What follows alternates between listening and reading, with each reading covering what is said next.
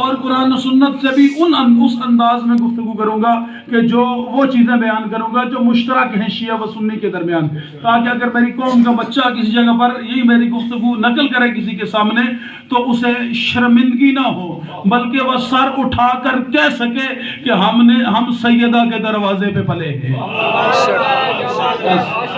بس گفتگو کا آغاز ہو گیا، آپ نے توجہ کر لی۔ سامعین محترم، خداوند عالم نے ارشاد فرمایا بسم اللہ الرحمن الرحیم وما محمد الا رسول۔ یہ آیت بتا رہی ہے کہ محمد کچھ بھی نہیں، صرف میرے رسول ہیں۔ آیت کا لب و لہجہ دیکھیے گا، وما محمد الا رسول، یہ محمد کچھ بھی نہیں الا مگر رسول، میرے رسول ہیں۔ ٹھیک ہے، اس کے بعد آیت آگے بڑھتی ہے، قد خلت من قبلہ الرسل، یہ ایسے رسول ہیں جیسے پچھلے رسول تھے۔ جملے پہ توجہ رکھیے گا، میں لفظی ترجمہ کر رہا ہوں اور پوری ذمہ داری کے ساتھ کر رہا ہوں۔ یہ ایسے رسول ہیں جیسے پچھلے رسول تھے۔ 1400 سال سے ہر قاری، ہر حافظ اس آیت کو پڑھ پڑھ کے تھک گیا، لیکن اس کے باوجود بھی آج تک اس کے گلے سے یہ آیت اتری نہیں۔ آج بھی ان کے حافظ تو بن گیا، لیکن حافظ بننے کے بعد بھی ان کے گلے سے یہ آیت نہیں اتری۔ کیوں نہیں؟ میں کہتا ہوں کیوں نہیں اتری، اس لیے کہ اگر ان کے گلے سے یہ آیت اتر گئی ہوتی تو پھر ان کے عقیدے میں رسول مر نہ گیا ہوتا، بلکہ رسول موجود ہوتا۔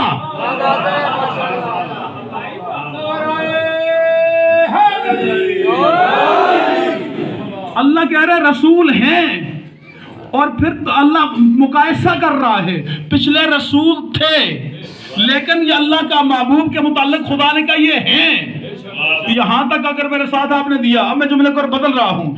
اس آیت کا لب و لہجہ کیسا ہے؟ جس طرح کلمہ طیبہ کا ہے، لا الہ، کوئی معبود نہیں، الا اللہ، مگر ہے اللہ۔ یعنی معبودان باطل کا پہلے انکار کرواتا ہے، پھر معبود حقیقی کا اقرار کرواتا ہے۔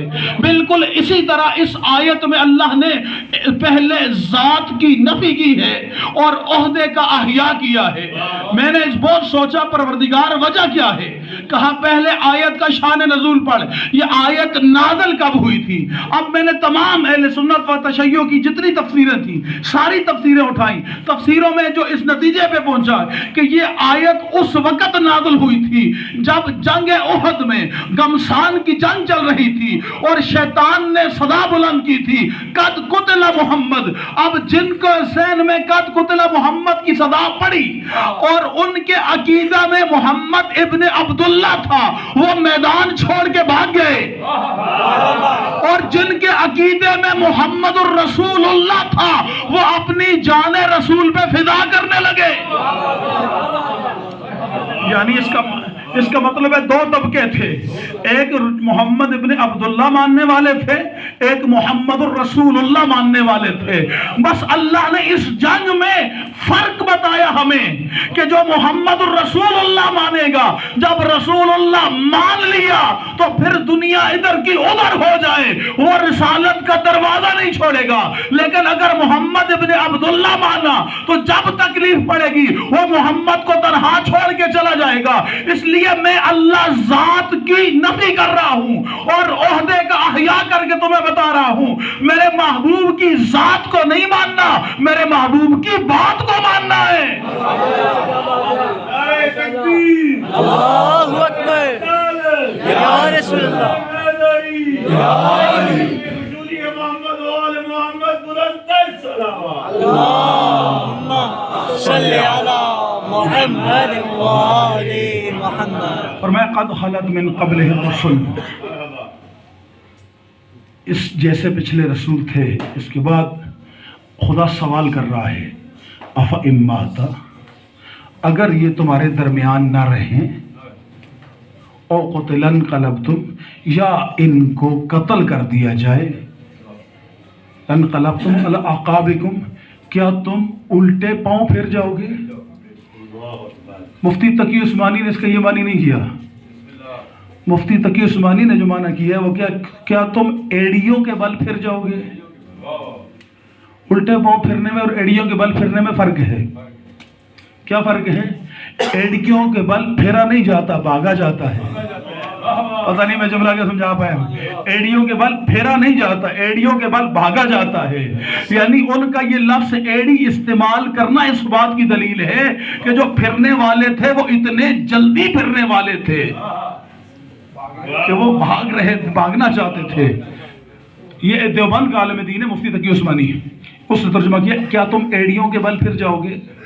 اور اس کے بعد آگے آیت پڑھی فَمَن يَنْقَلِبْ عَلَىٰ عَقِبَيْهِ، بس جو بھی الٹے پاؤں پھر جائے گا لَن يَضُرَّ اللَّهَ شَيْئًا، اس نے اللہ کو ذرا برابر بھی نقصان نہیں پہنچایا.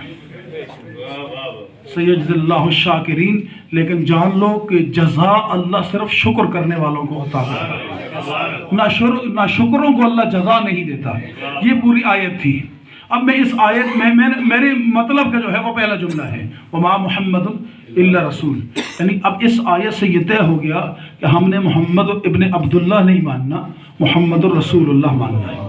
ٹھیک ہے، یعنی ایک حیثیت ہم نے رسول اللہ کی قرآن سے طے کر لی کہ محمد ابن عبداللہ نہیں، محمد الرسول اللہ ہے. ٹھیک ہے، ایک باتیں ہوگی.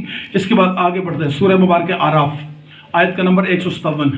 بسم اللہ الرحمن الرحیم الذین یتبعون الرسول النبی الامی، وہ لوگ جو اس رسول کی پیروی کرتے ہیں جو نبی بھی ہے اور امی بھی ہے. اس رسول کی پیروی کرتے ہیں جو نبی بھی ہے اور امی بھی ہے. اب نبی اور رسول کا پہلے فرق ہمیں پتہ چل جائے. بچوں کے لیے جملہ کر رہا ہوں، بزرگوں کے سے دعا لینے کے لیے. جو اللہ سے لے اسے نبی کہتے ہیں، اور جو لے کر امت کو دے دے اسے رسول کہتے ہیں. فرق سمجھ آ گیا نا؟ نبی جو فقط لے اسے نبی کہتے ہیں، جو لے کر دے دے اسے رسول کہتے ہیں. اب بھی تمہیں سمجھ نہیں آیا؟ 40 سال تک زہرا کا بابا لیتا رہا ہے. پتہ نہیں میں نے جملہ کیا کہا ہے، کس کی سمجھ میں آیا ہے؟ اب بھی تمہیں مقام مصطفیٰ سمجھ نہیں آیا؟ 40 سال تک اللہ سے زہرا کا بابا لیتا رہا ہے اور 23 سال وہ تمہیں دیتا رہا ہے. وہ جو لے رہا تھا نبی تھا، جب دے رہا تھا رسول تھا. دوسری حیثیت ہو گئی رسول اللہ کی. دوسری حیثیت کیا ہے؟ یہ نبی ہے. پہلی حیثیت اللہ نے کیا منوائی؟ رسول. دوسری حیثیت کیا منوائی؟ نبی. تیسری حیثیت بیان کروں سورہ مبارکہ معاہدہ میں. بسم اللہ الرحمن الرحیم قد جاءکم من اللہ نور و کتاب مبین. اے ایمان والو، اللہ کی طرف سے تمہارے پاس 2 چیزیں آئی ہیں، ایک نور آیا ہے اور ایک کتاب آئی ہے. ایک نور آیا ہے اور ایک کتاب آئی ہے. یعنی اللہ کی طرف سے کتنی چیزیں آئی ہیں؟ ایک نور، ایک کتاب. یہاں پر بھی شیعہ و سنت سب متفق ہیں کہ اس نور سے مراد زہرا کا بابا ہے اور کتاب سے مراد قرآن ہے. یعنی اب تیسری حیثیت ہم نے طے کر لی قرآن مجید سے. اللہ کے محبوب کی تیسری حیثیت کیا ہے؟ نور ہے. یہ ٹھیک ہے، نور ہے. اب ایک حیثیت اور پڑھتا ہوں اور اس کے بعد پھر گفتگو آگے بڑھتی ہے. وما ارسلناک الا رحمۃ للعالمین. یہ چوتھی حیثیت رسول خدا کی کیا ہوئی کہ اللہ کہتے ہیں میں نے نہیں بھیجا مگر آپ کو عالمین کے لیے رحمت بنا کر. کس کے لیے رحمت بنا کر؟ عالمین کے لیے رحمت بنا کر. قرآن اللہ نے قلب مصطفیٰ پہ نازل کیا ہے. آج پوری امت مسلمہ قرآن قرآن قرآن کا رٹ لگاتی ہے. لگانا چاہیے. ہم سب کے لیے منشور حیات ہے قرآن. زندوں کو منزل تک پہنچانے کا راستہ ہے قرآن. انسان کی زندگی کو سنوارنے کا بہترین منشور ہے قرآن. ہمیں قرآن سے مردوں کے لیے نہیں پڑھنا چاہیے، زندوں کو منزل تک پہنچنے کے لیے پڑھنا چاہیے. اس لیے کہ قرآن اللہ نے زندوں کے لیے نازل کیا ہے. یہ اور بات ہے کہ اس کی آیات کو خدا نے اتنی تاثیر بخشی ہے کہ اگر کسی مردے کے لیے پڑھے تو اس کو بھی خدا اس کا ثواب عطا کرتا ہے. لیکن حقیقت میں مردوں کے لیے تو اللہ نے نازل نہیں کیا، زندوں کے لیے نازل کیا تاکہ آنکھیں کھول کے اسے پڑھیں اور پڑھ کر پھر اس کے مطابق زندگی گزاریں. اب یہ قرآن ہے نا، لیکن اللہ نے قرآن کی ایک حد مقرر کی ہے. قرآن مجید کی ایک حد مقرر کی ہے. وہ حد کیا ہے؟ بسم اللہ الرحمن الرحیم نزلنا علیک الکتاب تبیانا لکل شیء، میرے محبوب ہم نے جو آپ پر کتاب نازل کی ہے اس میں ہر چیز کا بیان ہے، وہدن یہ کتاب ہدایت ہے، ورحمتن یہ کتاب رحمت ہے، یہ کتاب رحمت ہے، اور وبشرا یہ کتاب بشارت ہے للمسلمین، کس کے لیے؟ مسلمانوں کے لیے۔ ہر چیز کا بیان بھی ہے قرآن میں، ہدایت بھی ہے، رحمت بھی ہے، بشارت بھی ہے، کس کے لیے؟ صرف مسلمانوں کے لیے۔ یہ قرآن کی حد ہے، کس کے لیے ہے؟ صرف مسلمانوں کے لیے، لیکن جس کے قلب پر اللہ نے نازل کیا ہے اس کی حد کیا ہے؟ وما ارسلناک الا رحمتا للعالمین۔ یہی پہ جملہ شان رسالت کے کہہ کے جو آگے بڑھ رہا ہوں سامعین محترم، اب میں ان تمام قاریان قرآن مفسرین قرآن کی خدمت میں یہ جملہ کہنے کی جسارت کرتا ہوں کہ اگر آج دنیا کا کوئی بھی شخص یہ کہے یہ قرآن توریت جیسا، یہ قرآن انجیل جیسا، یہ قرآن زبور جیسا یا کسی اور کتاب جیسا، تو تمہاری رگ ایمان پھڑکتی ہے، تم آپے سے باہر ہو جاتے ہو۔ بھائی یہ قرآن کی توہین ہو گئی۔ قرآن توریت جیسا نہیں، قرآن انجیل جیسا نہیں، جبکہ تورات بھی اللہ کی، انجیل بھی اللہ کی، زبور بھی اللہ کی۔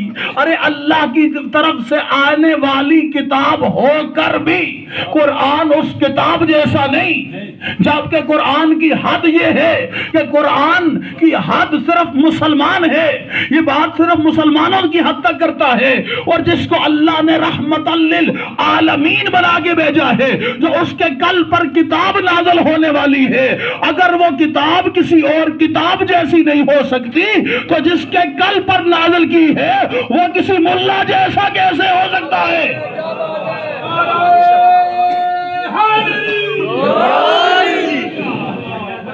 بات پہنچ گئی نا سامعین محترم؟ اب یہ نہیں خدا مصطفیٰ کی شان بیان کر رہا ہے، آیتیں بہت ہیں لیکن میں اس وقت انہی 4 آیتوں پہ 4 حیثیتیں ہم نے پڑھی مصطفیٰ کی۔ کون سی؟ رسول ہیں، نبی ہیں، نور ہیں، رحمت ہے۔ 4 حیثیتیں ہم نے مصطفیٰ کی قرآن سے پڑھی، کہیں ادھر ادھر سے نہیں لائی، ابھی حدیث کوئی بھی میں لے کے نہیں آیا۔ اب اگر نبی کوئی کام کریں گے نا تو یا حکم دیں گے زبان سے، یا نبی اپنی زبان سے حکم دیں گے، یا اپنے ہاتھ سے عمل انجام دیں گے، یہی 2 صورتیں ہیں نا، یا ہاتھ سے کریں گے یا زبان سے حکم دیں گے۔ اب اگر میں آپ سے کوئی بات کرتا ہوں، یہ مجلس پڑھ رہا ہوں، آپ میری اس بات کو دین کب سمجھیں گے؟ جب آپ میری زبان پہ اعتماد کریں گے، جب آپ مجھے سچا مانیں گے، جب آپ کو یہ اعتماد ہوگا کہ یہ بندہ غلط بات نہیں کرتا۔ اگر آپ کا اعتماد نہیں ہوگا میرے اوپر، آپ میری باتوں کو سنی انسنی کر دیں گے۔ ایسا ہی ہے نا، پتہ نہیں کتنے سنی انسنی کرنے والے تھے، لیکن اللہ نے ان کو کہا خبردار، میں خدا ہو کے تمہیں انسنی نہیں کرنے دوں گا۔ میرے محبوب کی زبان سے جو لفظ نکلے گا میں اس پہ وحی کا پیرا بٹھاؤں گا۔ وما ينطق عن الهوى ان هو الا وحی یوحى، اس کی زبان پہ وحی کا پیرا بٹھاؤں گا، اور ہر قاری قرآن کو یہ بتاؤں گا، یہ کبھی اپنی مرضی سے کبھی اس کی مرضی سے نہیں بولتا، یہ جب بھی بولتا ہے اس کی مرضی سے بولتا ہے۔